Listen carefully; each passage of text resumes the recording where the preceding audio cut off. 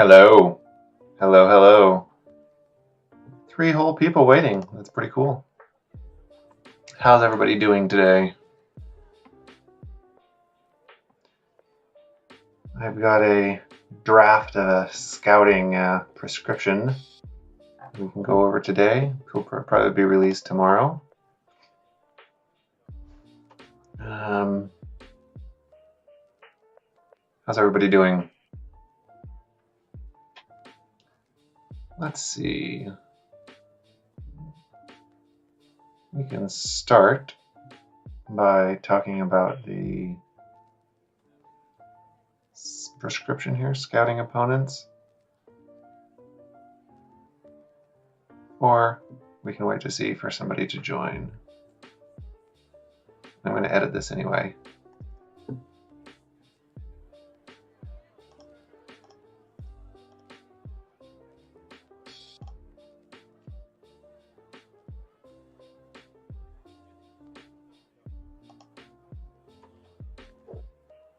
We'll wait a few minutes and then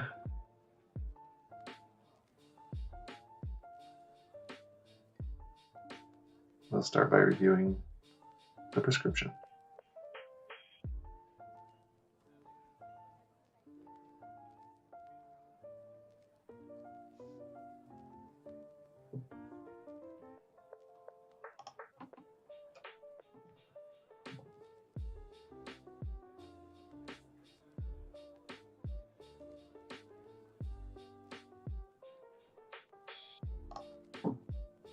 Hello. Welcome to the show. How are you guys doing today?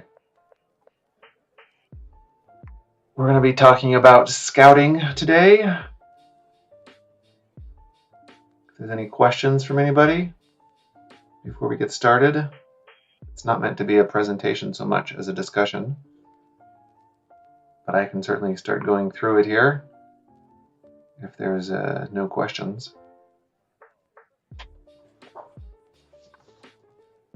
Actually, where do I see who the audience is? I don't know if I can do that. A scout trooper helmet. Yeah, I need to invest in props apparently. I should get one of the new, what's this guy? Hunter. Not his helmet. But that's the Bad Batch has some cool gear. This is just a draft version we have up here. Those of you from Grand Arena Science are familiar with this. Those of you who are not from Grand Arena Science will be going through it. Let's see, any questions? Any topics about scouting you guys want to talk about before I go through what I've got here? I'll most likely make this a bit of a presentation. I have all of the tools open so I can explain how I would normally do my scouting after I go through the guide. Interrupt anytime you like. I'll be watching the chat. All right, let's start. So, scouting is essentially 2 parts. One of them is pre-round, before you even know who your opponents are, or right at the moment you know who your opponents are, really. And the second one is before each of the 3 matches in that week. So in the pre-round section, this will all be up on grandarenascience.com probably tomorrow, with all of the links that it talks about in this article. So the first one in pre-round is about using your GAC tool of choice, Hotbot or Hot Utils, DSR bot, GAC Manager, etc. And as soon as the GAC starts, if possible to do it right at the beginning, get all the player IDs of your opponents and get all of the data for all of them right at the beginning of the match. This way, no matter what your stats change, if you gear some characters or demod them or something like that for a territory battle or a raid, or if your opponents do the same or are trying to be tricky and change them up, you'll have all the stats at the beginning of the match with you. And I'll show you, like, this is the tool that I use, the GAC Manager. It's sort of hard to see here. There's tabs at the bottom for the different things. I'll walk through this a little bit later. Anyway, so here, so that's pre-round. Then you can start strategizing a little bit once you see who your opponents are. Think about which teams you might want to use, but it's just a data collection step. Then we have pre-match. So this is once you know who you're faced up against for that week or for that for that particular round, 3 of them in the week. So before we even start looking at the characters and sort by speeds or to look at specific characters that they have or don't have, you should take a general look at who they are as a player. How many lifetime banners do they have? Do they have a lot of wins, defends, etc.? To basically get an idea, compared to you, how serious they are at GAC. If you have 600,000 lifetime points and your opponent has 350, well, you want to check their defense to see if they're an all defensive player and you have to save a lot for offense. But in general, you're probably not going to be, unless they just started playing, which is unlikely for most players to be that far off. It's unlikely if the difference is so great that they're going to pose a great challenge. So just something to you to evaluate how much time you want to spend. So then we start looking at their roster. And anybody who's just joining, by the way, feel free to ask a question, or if you have something you'd like to talk about, let me know. So for the 2A here, which is the meta characters, this is essentially checking what sort of defense and offense you need to have in order to win. So sometimes this just means that you put down a galactic legend and they don't have one, and you'll be able to win. Not all the time. There's still quite a few counters for galactic legends. Less so in 3v3, but quite a bit more so in 5v5. Or checking the gear level of other characters like Padme or General Skywalker. So you're prepared for what you have to beat or what you can put on defense to give them a big challenge. And most importantly is keeping enough so you know that you can win. Obviously, it's a bit of a no-brainer. And there's some really great resources talking about which counters you can use for which teams, etc., etc. There's links when this is up on grandarenascience.com. Tomorrow there'll be links that you can use. The next one here is the counter speeds and the gear and relic levels.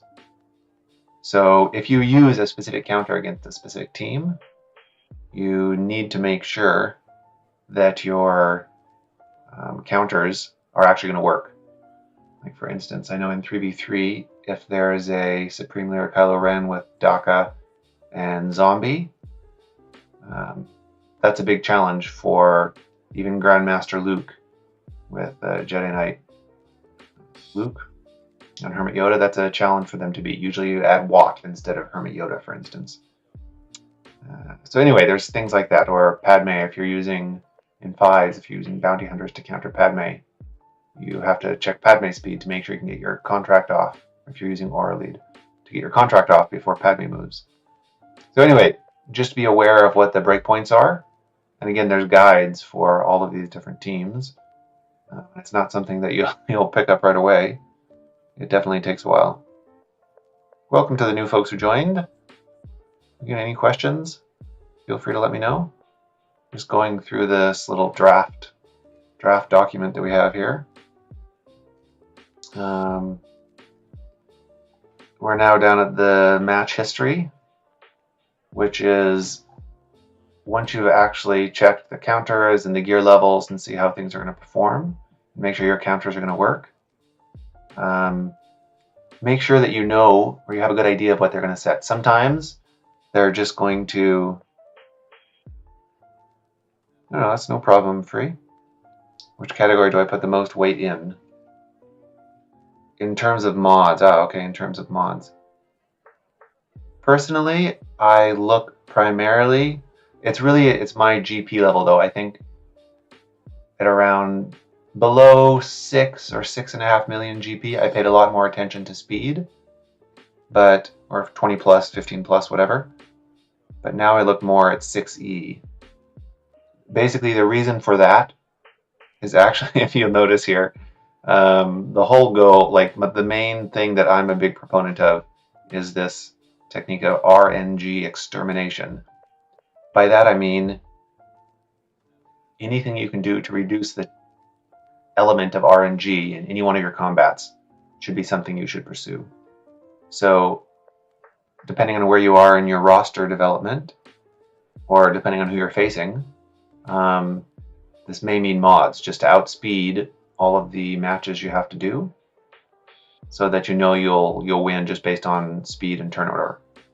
But as you have more variety of counters to use, there's a lot of counters that don't depend on speed, or the characters in that counter are naturally 10, 15, 20 speed faster than the team that they're meant to counter.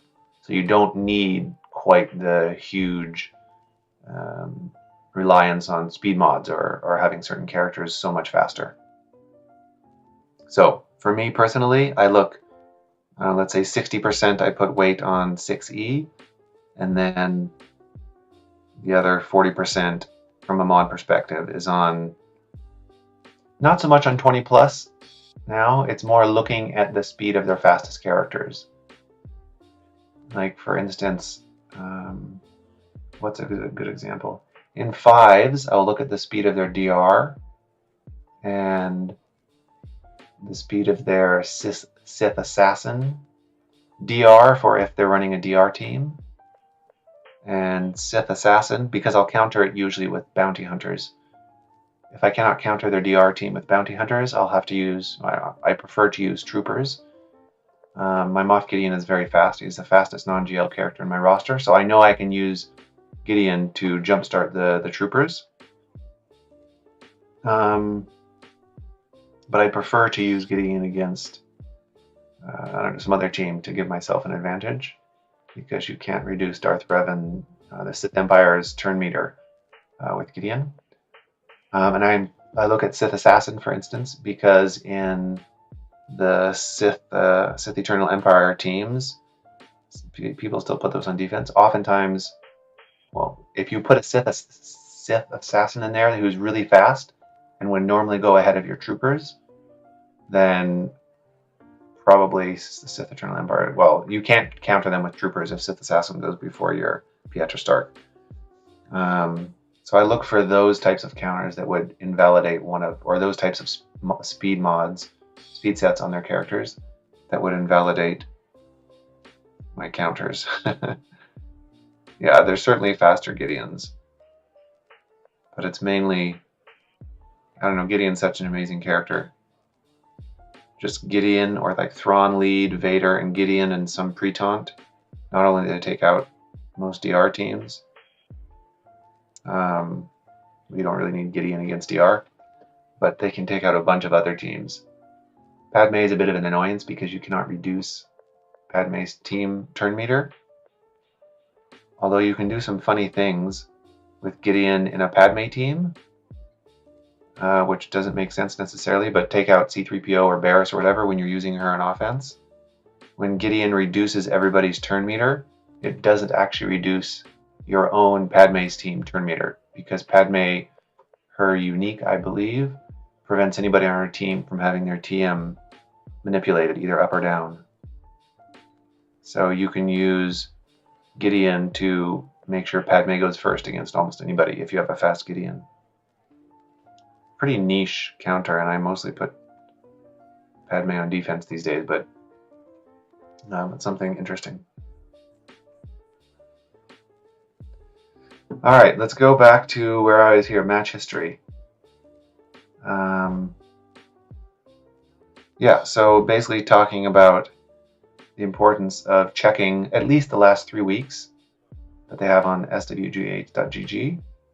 And preferably if you can go back to their formats, the same format you're fighting against prior, which is a month or so ago.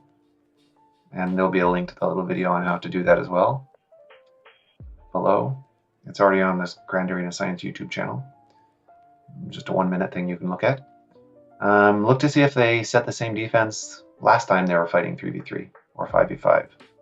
Because if somebody sets the same thing over and over and over again, it's unlikely that they'll change, and it allows you to plan.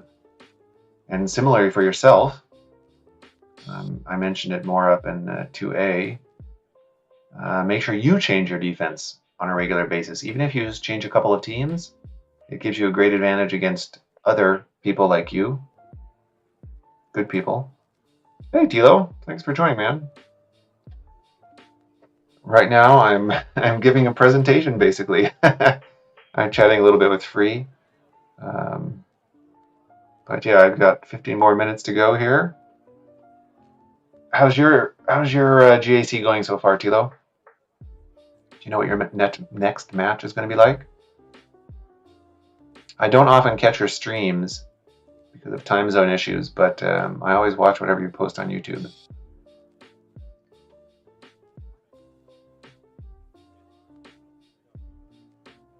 Anyway, I was saying the summary of all of this, you can't see it at the bottom here with the way the screen is set up. Anyway, the most important thing really, besides RNG extermination, the whole goal of all of this to reduce RNG so you can depend on all of your counters to win first time. Ah, cool. Yeah, it's fun fighting against people you know. It makes it much more interesting. Especially people that, well, I don't know. It's fun fighting against people that you really get along with so you can play around and do interesting stuff. It's also fun fighting against people that you know and you may not have the most fond feelings towards. You can be very satisfied if you hopefully win. Are you trying anything strange or new or weird, whatever, with your guildie, your old guildmate, or just a regular match? Anyway, the thing I was saying here was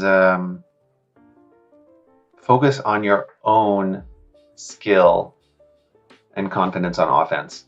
The strong defense is very important as well, but it's really there primarily to protect mistakes, disconnections, fat finger, some skill, you go in against the wrong team, whatever. Mistakes happen to everybody. That's totally normal. And that's what a strong defense is for, in my opinion. A strong defense can hold you against mediocre or bad players, or roster indifferences, or roster imbalances. But I think it's awesome and important to focus on your offensive abilities, because once you meet other good players, they're probably not going to be stopped by a roster, so you have to perform better than they do.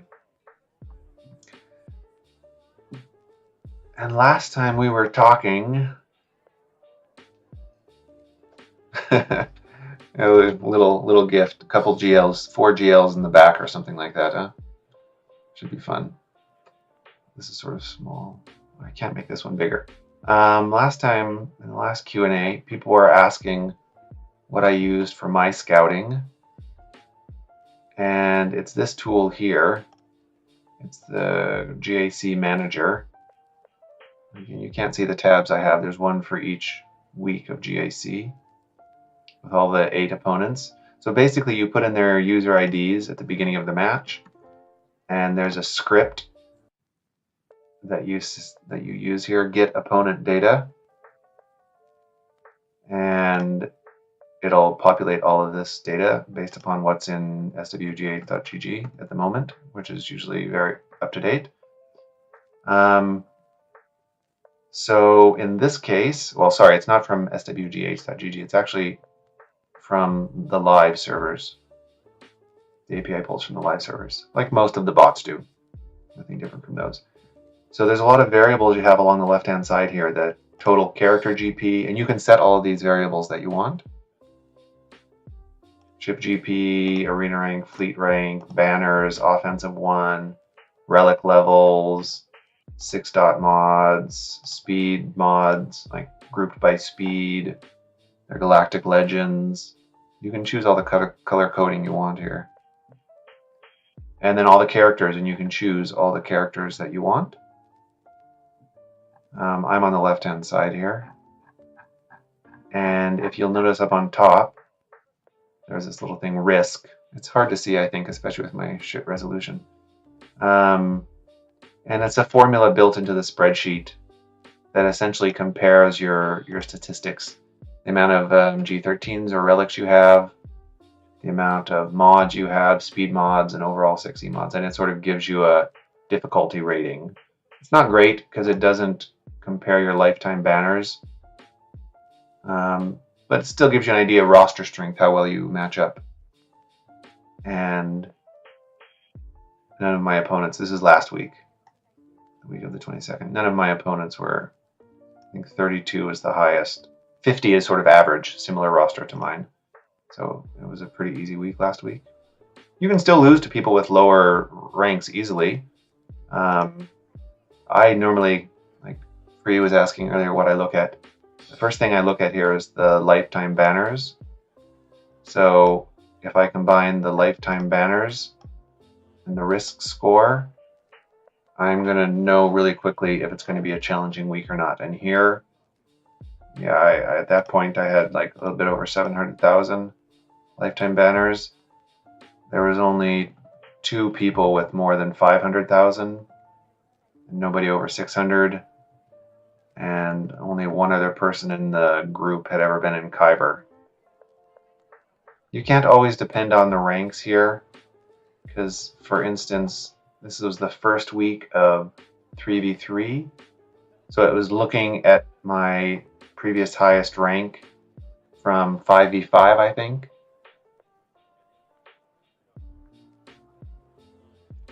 So in 3v3 I've gotten in top 100 a few times, but in 5v5 I've only been 307. Yeah, Hotbot is definitely pretty. There's no question about that. This is really just a spreadsheet.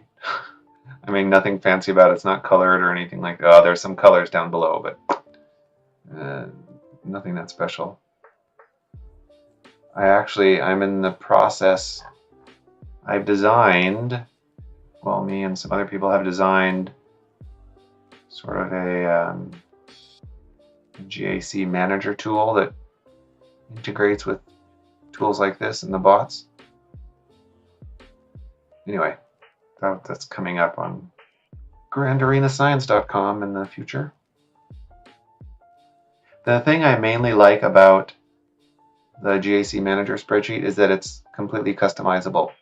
Some of it is difficult to customize, like the scripts that I edit and stuff are not worth customizing for the normal person. But just adding and subtracting different categories here is something that anybody can do. Just right-click, insert a row, and then you choose from the drop-down what you want to add. There's lots of choices. So that's very easy for anybody to do.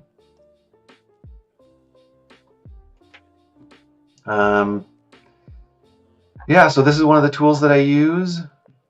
And for instance here, they have a little link. You can go see the player's GAC history.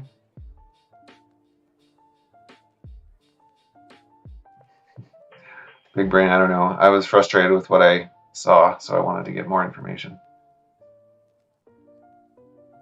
But this is their GAC history, blah, blah, blah. Something I do pay attention to occasionally here, because frankly, I'm frustrated by waiting. 90% of the time I attack first. Well, I attack when I wake up in the morning, because GAC goes live usually right when I'm going to bed. So I attack in the morning when I get up. And I don't like waiting until the next 12 hours or something until the other person attacks, but I can usually check here to see when they attacked, which will give me an idea of when I can check GAC and find out what's going on. Because I don't use any of the bots that update me on when people are attacking, when I lose banners, etc. Awesome tools. I just personally don't find it necessary. I don't really play the waiting game. Sometimes I'll leave ships until the end if I'm facing somebody quite good who I know is going to well, I don't know, but I expect they're going to one-shot all of my, or I think they could one-shot all of my characters. So sometimes I leave fleets until the very end just so I can maximize my points there. But it usually isn't really necessary. So anyway, I like looking at their attack time. But defense is always nice. You can go up here and change week. What was I doing in week 20? That's 5v5. 19 is 3v3. Yeah, that's definitely very handy, Tilo. Yeah, it's absolutely handy. I personally always check on GAC history because I have all the points there. And a couple weeks ago, they finally updated the ships as well, so you can see the actual points. Like here, let's see. I think this one still isn't updated with ships. Oh no, all the ships are updated. This one only had one fleet. Yeah, that's definitely a nice part of PrimeBot. I'm just not as in a hurry to see the numbers. Sometimes it would be nice though. Occasionally, very rarely, but occasionally I will face two people who are in the same guild, usually in Maw or what are some of the other big, Anzac or something like that, some of the other big Galaxy guilds. And so if I'm facing two people in the same guild, I will change my defense a lot, just on the off chance that they talk and share info.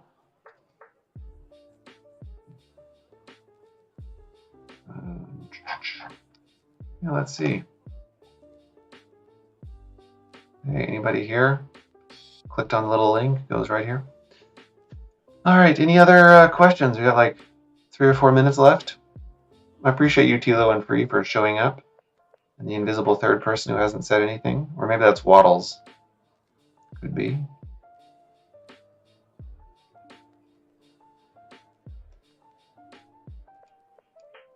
Yeah, I think I have to find a way to make this more useful to more people. I know it's pretty normal to start streaming and get not a lot of viewers, obviously. I don't necessarily care about the viewers. I mean, I care that you're there, but I would like to have some topics that are interesting to people, and if you want to join and get some answers. Not that I can answer all the questions, but so far I've always had very knowledgeable people in my chat. It was a good discussion last week. So yeah, I'll have to look into that. I like the idea of the Discord streaming a little bit too, so other people can chat at the same time. Makes it more entertaining to watch as well if there's two people talking. I think that's something I'll try and do for the next one, or if not this coming one, the one afterwards. It'd be nice to have a conversation more so. Okay, cool. Yeah, I'll definitely do that, Tilo. Thank you. I posted on a few servers for this one here today, like about an hour ahead of time. Don't know if that's the best time to do it.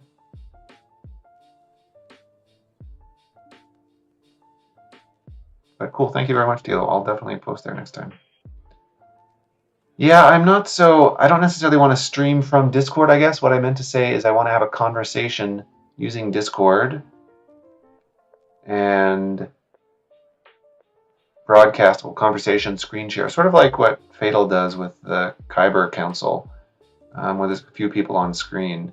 It doesn't have to be video, it could just be voice, but just having a discussion is oftentimes more interesting than one person talking, at least from an audience perspective. And I'm almost always the audience. I'll have to test it out. Maybe you and I can test it out this weekend or something, Free, and see how I can configure it. It might just be the time also. I definitely don't want to have I don't want to do any sort of like streaming on the same days that people are fighting GAC. There's plenty of other great streamers that are doing that. I have no intentions of streaming my GAC or anything. But I would like to, during off days, maybe between weeks or something like that, have a session for people to ask about their defense, offense, other topics, etc.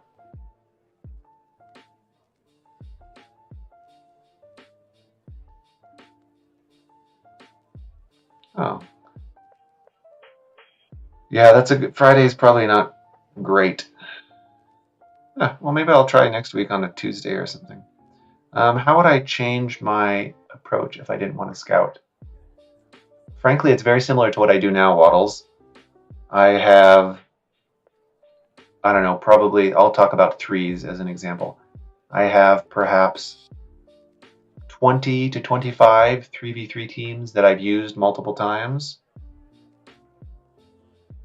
And, well, all of them have not gotten holds, but usually in 3v3 especially, but in 5v5 too, I have sets of like 3 teams.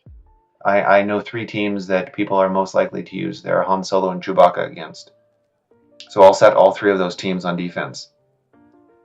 Anyway, long story, I'll set a certain all of these 25 teams that I've used before on defense.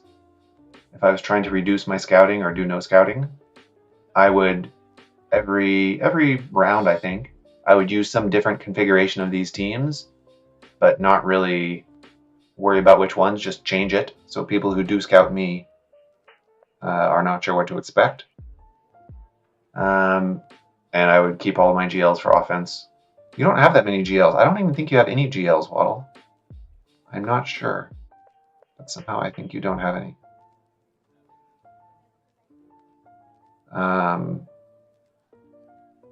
Cool, Tilo.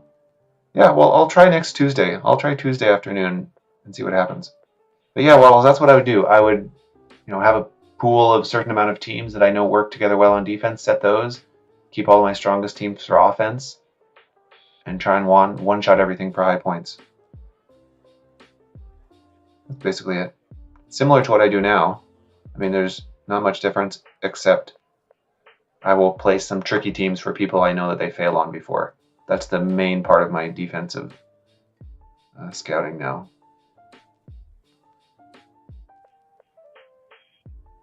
Yeah, Tilo, that's exactly my favorites also. Yeah, there's so many good B teams, especially in threes. I was talking about this last week. One of my favorites, almost every round it gets me a hold. Half of the rounds it gets me a hold, more than half, is Newt, Dooku, and B2. Yeah, Dooku lead is fun also. Yeah, there's some really fun creative teams. People just don't know how to play against them. Plenty of teams that beat them, but they don't do the research. Like, go to grandarenascience.com and go to 3v3. Well, let's see, actually. Do I have a Dooku team with Mother Talzin and GBA? Dooku... Oh, shit. Nope. I want to see you fight one of those teams sometime, Tilo. Put it on one of your videos and I'll put it up here on Grand Arena Science.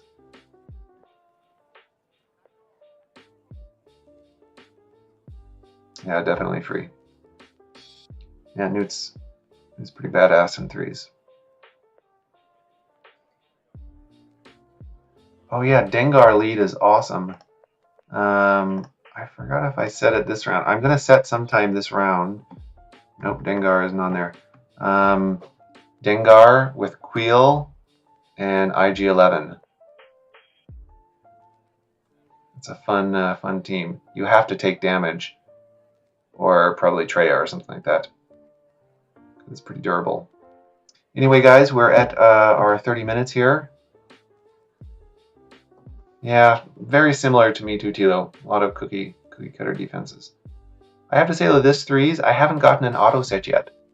In the last 3v3 I had in my first 6 matches, I had like 4 auto sets. It was crap.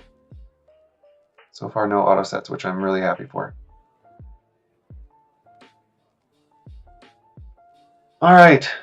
thank you guys for showing up, chatting with me a little bit. I'll try some sort of Discord chat to at least have a couple of people, or I don't know, I'd like to try and invite, I'll open the channel to any scientists from Grand Arena Science Discord and let people pop in and out as they wish. I think everybody there is responsible, not going to be stupid. not like they would they'd just be stupid to a few people. And I'll aim for next Tuesday. I think that's between weeks also. Anyway, next Tuesday I'll aim for. Thanks guys for showing up, giving me some topics to talk about. Enjoy your GAC, and I will talk to you guys later. Cheers.